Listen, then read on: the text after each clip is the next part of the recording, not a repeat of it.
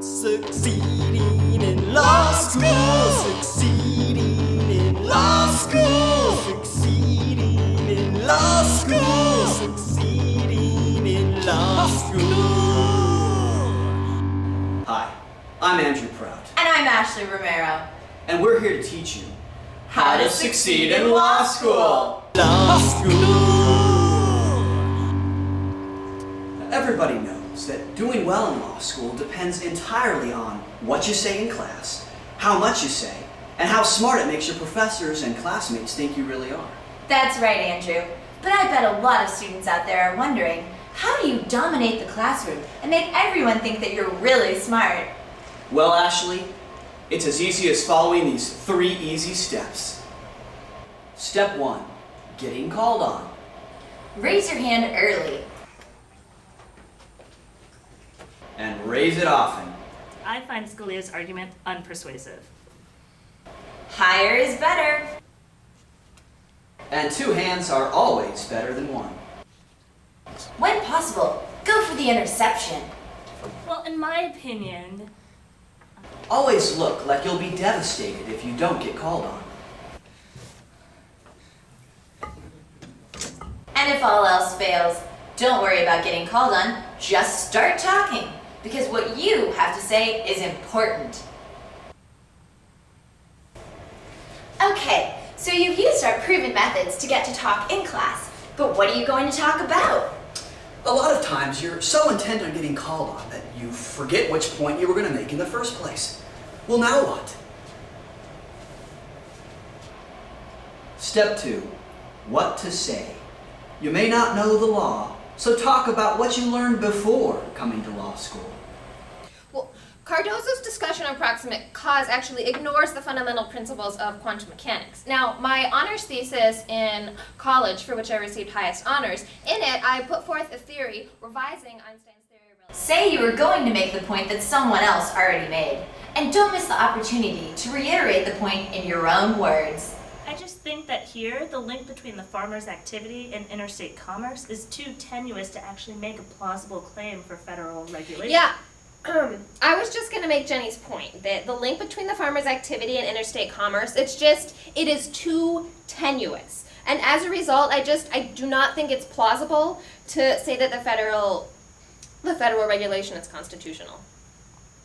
You can always pick a section of the reading and just start to filibuster. Well, you don't have to take my word for it, but according to the great Chief Justice Marshall, he said, in considering this question then, we must never forget that it is a constitution we are expounding.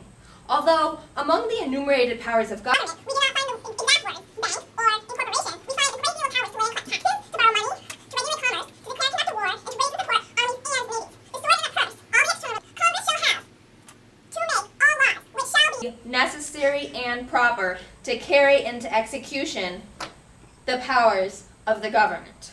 And posing random hypotheticals are a great way to show you really understand the subject matter.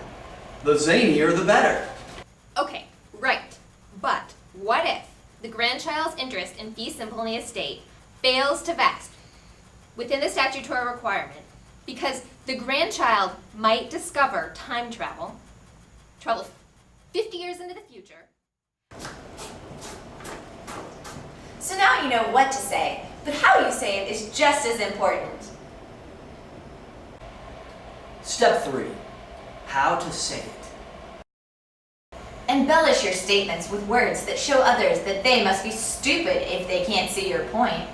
Well, obviously, consumer sovereignty isn't something the tort system should value, because clearly, people can't make good decisions. I mean, everybody knows that.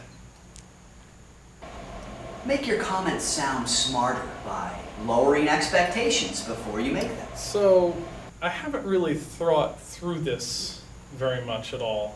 In fact, it might not make any sense to any of you. And really, the words that will be coming out of my mouth, I'm not even sure will be in sentences. But here's what I was thinking. Casually use profanity when you make your points. It shows that you're comfortable speaking and that the classroom is your house. Well, the court wouldn't even have to decide this issue if Marbury wasn't being such a little bitch. We hope you've enjoyed our program. Success in law school really is as easy as these 3 simple steps.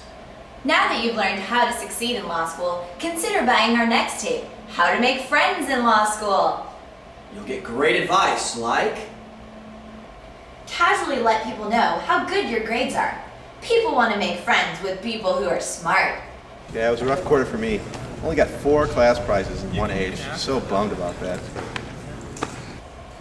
and with people who are important and just can't wait to take a phone call.